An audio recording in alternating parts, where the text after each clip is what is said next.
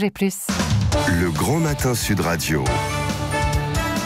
Le petit déjeuner politique. Il est 7h43, bienvenue dans le Grand Matin Sud Radio. C'est le petit déjeuner politique de Patrick Vignal, député La République En Marche de l'Hérault. Oui, bonjour Patrick Vignal. Bonjour. Tout à l'heure je disais, vous êtes un des grognards de La République En Marche. Vous considérez un peu comme ça ou pas ? Écoutez, je suis ni un godillot ni un frondeur. Moi j'ai envie qu'Emmanuel Macron réussisse. Ouais. J'ai plus envie d'avoir du dégagisme avec Nicolas Sarkozy, avec François Hollande qui n'a même pas pu se représenter. Moi j'ai envie du temps long, parce que la politique c'est de l'économie, c'est de l'empathie, il faut du temps long. Donc moi j'ai envie qu'ils réussissent, et quand j'aime ma famille, je dis ce que je pense. Mais voilà, c'est ça. Et là, vous avez dit récemment, à plusieurs reprises, qu'on était un peu hors sol quand même, qu'il fallait redescendre sur le terrain, sur terre. Vous savez, c'est compliqué quand vous n'avez jamais fait de politique. La politique, c'est pas une start-up, c'est pas de l'entreprise, c'est de l'empathie et de l'amour. Et je pèse mes mots, parce que moi j'ai rencontré beaucoup de gilets. La première attente, c'est la confiance.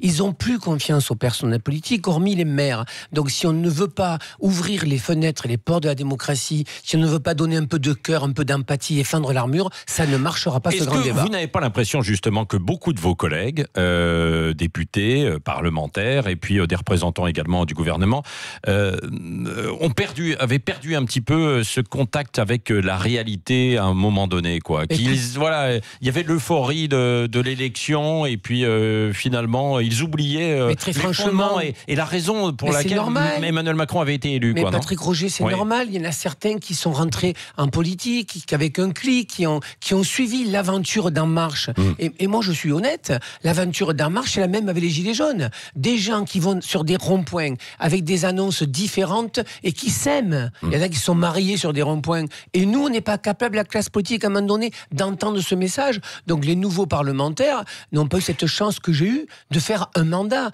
J'ai 13 communes, 12 maires m'ont dit, viens avec nous. Oui. Et donc ça, c'est important. Oui, alors certains gilets jaunes et beaucoup de gilets jaunes sont un peu sceptiques quand même sur la tenue de ce grand débat, et beaucoup de Français également. D'ailleurs, quasiment les 3/4 des Français disent ça ne donnera pas de résultats. Qu'est-ce que vous leur dites, vous, ce Moi, matin ? je leur dis qu'on ne reste pas gratuit. Je leur dis qu'ils ont raison de ne pas nous faire confiance. C'est des preuves d'amour qu'ils veulent. Et donc, ces preuves-là, il faut qu'on prenne le temps pour les bâtir. C'est-à-dire que j'ai vu la première réunion que j'ai faite, pendant un quart d'heure, c'était la colère qui sortait. Ouais. Une fois que la colère est sortie, et je le dis d'ailleurs, qu'elle ne sorte pas sur les journalistes. Parce que ce qui se passe en ce moment, et ce ne sont pas des gilets jaunes pour moi, ce sont des casseurs et des voyous, et il n'y aura aucun cadeau sur ceux qui attaquent la presse. C'est pas la République qui attaque, c'est la démocratie. Donc, moi, je pense que les gens ont raison de ne pas avoir confiance. Je leur demande pas un blanc-seing. Ouais. Moi, je leur demande juste, c'est la première fois qu'un président de la République ouvre un débat, qui viennent y participer, qui sortent du rond-point, qui gardent leur ancrage du rond-point, mais qui viennent à la salle communale dire ce qu'ils pensent. Oui, bon, à condition d'être invités, parce que ce n'est pas complètement le cas. Là, ce sont les élus qui vont être invités par Emmanuel Macron, que ce soit en Normandie aujourd'hui ou à Souillac dans quelques jours dans le Lot. Oui, mais on va attendre. Moi, au mois de mars, je fais un grand débat avec des médias, parce que je veux comprendre pourquoi les médias sont concernés. Un grand débat avec des constitutionnalistes, un grand débat sur l'ISF et sur le CICE avec des économistes et de gauche et de droite, et on invitera le président de la République. Oui. Est-ce que ça va être un débat mené avec de l'indépendance ? Parce que pour l'instant, les deux personnes chargées de l'animer sont deux ministres et secrétaires d'État, Sébastien Lecornu et Emmanuel Wargon. Écoutez, il faut que ça s'arrête là. On vote des lois et on fait de suite une institution indépendante très grassement payée. Je ne citerai pas la personne qui est à la tête de la CNDD, mais moi je suis quelqu'un qui doute, j'essaie d'être transparent. Donc moi je suis ravi qu'il y ait deux ministres. J'espère qu'ils vont mouiller la chemise fortement. Moi ça fait 2 mois que j'ai pas envie de dormir, parce que j'ai pas envie d'avoir des retraités qui sont à 1 200 € qui aillent sur les ronds-points. J'ai pas envie de voir des fameux seuls qui vous disent sur Facebook comme ce matin, j'ai 900 € pour vivre. Donc tant mieux que les élus s'investissent, mais ça dépend des territoires. Moi dans mon territoire je suis légitime, je suis responsable, Patrick Roger. En plus doublement, ça fait 2 mandats que je suis là et j'ai dû voter des lois à un moment donné qui correspondaient pas. Donc je veux assumer la responsabilité. Oui, vous attendez aussi justement des nominations avec des gens un petit peu indépendants, les fameux garants en fin de semaine. Pour vous, ce sera important pour l'indépendance. Vous savez, je donne une anecdote. Hier, dans ma permanence, j'ai 2 retraités qui sont rentrés, qui m'ont dit, on vous écoute, on viendra participer au débat, puisque je fais 12 débats dans les communes, et après je fais un recollement des propositions. Vous savez ce qu'ils m'ont dit ? On vient à une condition que le jour du recollement, on soit là, pour pas que vous oubliez ma question. Est-ce Est-ce que vous vous rendez compte où on en est dans la défiance du politique, à tel point, même des élus qui leur disent, écoutez, venez échanger, venez coopérer, ils vous disent, on veut vérifier. Eh bien, ils vont vérifier, puisque dans mon département, je mets en place une coordination de gilets jaunes. Ouais. Je les ai rencontrés hier, je pense aux motards en colère. Je voudrais quand même vous dire que samedi, il y avait une manifestation à Montpellier, que des femmes. Ouais. Et là, c'est la différence, peut-être qu'on a, nous les hommes et les femmes, elles se sont opposées aux casseurs.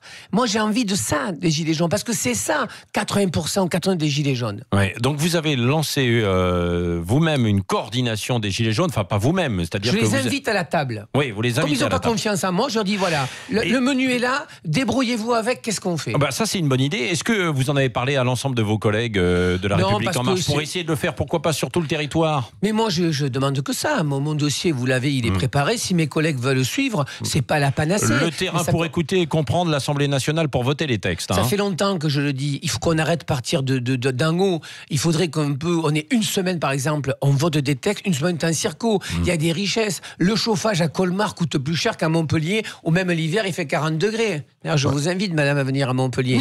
Donc, c'est moins cher le chauffage. Arrêtons de dire aux gens, passez à l'électrique alors qu'ils font 100 km par jour avec le diesel. Donc, il faut qu'on connaisse, pour connaître les réponses, il faut vivre les questions. Et donc, il faut qu'on sorte de l'Assemblée et qu'on aille sur le territoire pour comprendre les choses. Oui. Donc, ce que vous dites aussi ce matin, c'est important, Patrick Vignal, c'est que finalement, il y a quand même vous sentez qu'il y a beaucoup de gilets jaunes qui ont envie de participer à ce débat et qui ne vont pas forcément le boycotter comme l'ont annoncé quelques grands leaders. Mais oui, bien sûr. Après, les grands leaders, je peux les comprendre. Vous imaginez, les grands leaders, ça me rappelle, nous, la République En Marche. Ils ont mis un gilet.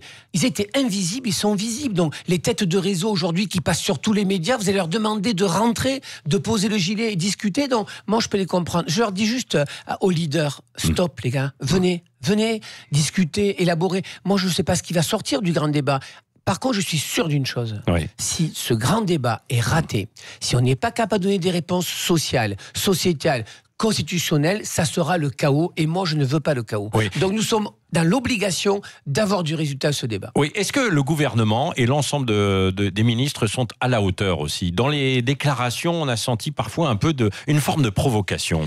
Je sais pas, vous savez, est-ce que c'est un métier, la politique ? Benjamin Griveaux, par exemple, il y a une dizaine de jours, avait eu des déclarations qui avaient pu choquer certains. Vous savez, je vous disais, est-ce que c'est un métier ? Peut-être pas, mais est-ce qu'il faut un petit peu de bouteille aussi ? Et je pense que la réponse trop cash, des fois, peut être mal comprise. En ce moment, dans une période où les mots sont importants, où les mots peuvent blesser. Regardez le mot d'Emmanuel Macron qui dit « il faut que les Français » sur le sens de l'effort. Voilà, le sens de l'effort. Moi, j'ai envie, sur le fond, oui. Moi, j'ai envie aussi que les banquiers soient sur le sens de l'effort. J'ai envie que les CAC 40 soient sur le sens de l'effort, que les grosses fortunes soient sur le sens de l'effort. Et je peux vous dire que chez moi, il y a quelques aménageurs et promoteurs immobiliers qui sont en train de me suivre sur un dossier que je mène. C'est-à-dire que on va réhabiliter centre-ville, comme ça, il y aura moins de déplacements. On va repeupler les centres-villes. Mais certains promoteurs vous disent, OK, pendant 20 ans, on achète un immeuble. Au bout de 20 ans, on le donne aux locataires. Donc, il commence à y avoir une prise de conscience qu'il faut partager cette richesse. Oui, Patrick Vignal, est-ce qu'il faut remettre sur la table l'ISF ?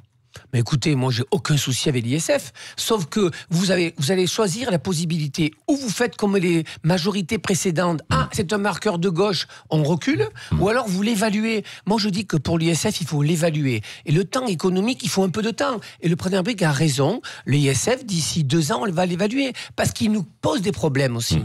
Puisque vous avez vu que les associations caritatives ont moins de dons. Mais c'est comme ça que je voudrais qu'on fasse de la politique en transparence. Allons même sur le CICE, crédit d'impôt des entreprises, 20 milliards. C'est vrai qu'on a donné, par exemple, et j'ai un cas où ça m'avait assez traumatisé, je me suis retrouvé face au PDG de Sanofi. On avait donné 120 millions de CICE, et moi je représente les salariés de Montpellier, je dis, monsieur, vous avez débauché avec 120 millions. Vous savez sa réponse ? Monsieur, Sanofi France, c'est 8% des effectifs. Si vous n'êtes pas content, on dégage ailleurs. Donc il y a un vrai débat à avoir sur la fiscalité en toute transparence. Oui, est-ce qu'il faut revenir sur le 80 km/h ? Christophe Castaner l'a laissé entendre en fait hier.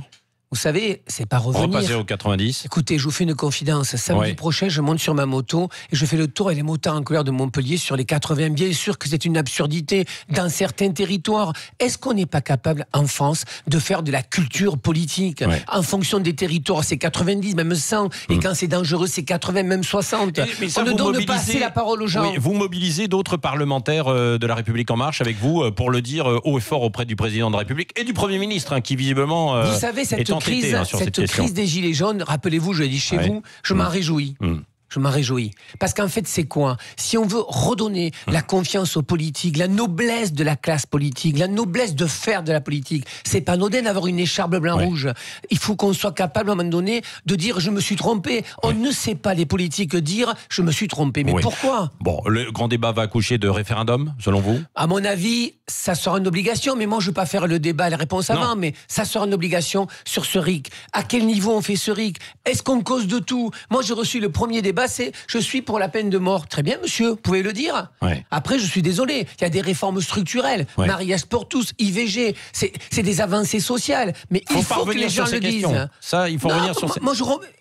Moi, je veux écouter, entendre et noter. Et après, on aura le résultat. Oui. Le mot de la fin, Patrick Vignal, donc avec Cécile de Ménibus. Vous avez dit qu'en arrivant à l'Assemblée nationale, on vous avait fait sentir que vous n'avez pas le physique de l'emploi. C'est-à-dire que vous êtes un sportif, vous êtes un professionnel du sport en général. Est-ce que justement ces valeurs du sport ne vont pas devenir un atout pour la République En Marche et créer une cohésion entre le citoyen et le politique? Écoutez, c'est vrai, déjà en 2012, je suis arrivé à l'Assemblée, on a dit tiens, il doit faire du sport. Il est musclé, il a tout dans les bras, rien dans la tête. Ça, c'était l'ancien monde. Et le nouveau monde m'a dit, t'es trop vieux. Bon, mais c'est la vie. Vous savez, avec François Hollande, j'étais un homme de droite. Et avec Emmanuel Macron, je suis un homme de gauche. J'ai pas l'impression d'avoir changé mes valeurs. Mais plus généralement, je pense peut-être que c'est les arts martiaux. Quand vous pratiquez les arts martiaux, moi j'ai eu un grand club de judo avec 1000 élèves, et donc je me suis rendu compte, je disais à mes élèves, ton ennemi c'est toi, c'est jamais l'autre. Et quand j'ai un conflit, je suis fautif. Et si la classe politique partait de ce précepte-là, ça marcherait mieux. Vous êtes un atout? Je sais pas, je suis un atout, enfin, je suis ni un grognard, ni un frondeur. J'estime que j'essaie de faire mon job. Et si Emmanuel Macron veut continuer, il a besoin de gens qui disent les choses et pas de Playmobil ou de Godillot. D'accord, vous avez un invité surprise. Ok, salut Patrick, c'est Jean-Claude Van Damme. Toi et moi, on est de force de la nature, stronger Popeye. Hein. Mais en plus, toi, faut faire gaffe parce que t'as fait un malaise vagal dans l'hémicycle pendant un discours de Jean-Marc Ayrault. Bon, Jean-Marc Ayrault a fait pire, il a plongé la France dans le coma. Hein. Alors voici ma question. Quel diplôme sportif d'État t'a été le plus utile dans ton life? Ton diplôme de prof de natation pour éviter de boire la tasse avec le PS? Ton diplôme de prof de judo pour mettre au tapis les adversaires de la République En Marche? Ou ton carnet de correspondance pour justifier tes absences à l'Assemblée nationale? Ok, je t'ai mis un kick. Réponse. Il m'a mis un kick, il m'a tout mis. En fait, non, plus sérieusement, je pense que les arts martiaux aident vraiment à avoir cette sérénité. Après, un petit mot sur un malaise vagal. Quand j'ai gagné, j'avais été opéré d'une fracture de hanche. J'étais tombé sur des rochers au ski hors piste. Et je voulais faire, si vous voulez, un remerciement de mes meetings. Et mon chéri m'a dit, mais tu es à l'ouest, il faut que tu arrêtes. Et j'ai pas voulu. Je suis monté à Paris. J'avais 2 béquilles que j'ai virées à l'aéroport. J'ai voulu marcher. J'ai fait mon petit malaise. Mais ça, c'est pas important. Ce qui est important, c'est pas moi. Ce qui est important, c'est peut-être est-ce qu'on est capable de changer de philosophie. Un petit mot sur mes absences à l'Assemblée. Nous sommes 340 appuyés sur le bouton. Moi, je préfère faire le tour de France. J'ai visité 100 villes. Moi, j'ai envie, pourtant, je suis un homme de la métropole. Je suis montpelliérain. Je suis un gamin du minéral. Je suis né dans une cité HLM. Et je suis allé voir le rural. Et il y a besoin de réhabiliter la France, de la réaménager. Donc, moi, je fais un tour de France et je mène un débat. Je n'ai pas gagné pour l'instant. Je mène un moratoire sur les centres commerciaux. 1 million de mètres carrés supplémentaires. Ça suffit de détricoter la France. Tous les 5 ans, c'est un département qui croule sous l'étalement urbain. Repeuplons les villes. Vraiment, c'est ma mission. Merci Patrick Vignal, député de la République En Marche de l'Hérault, qui était notre invité, une voix qui porte, et qui était l'invité de Sud Radio ce matin. Et Dany Moreau, bien sûr, qu'on retrouve à 8h20. À 8h11, ce sera Yves de Kerdrel et son opinion. Et vous saurez pourquoi 9 millions de Français vont recevoir aujourd'hui un virement du fisc. Et ça, c'est une bonne nouvelle. Il est 7h57. Bienvenue, c'est Sud Radio.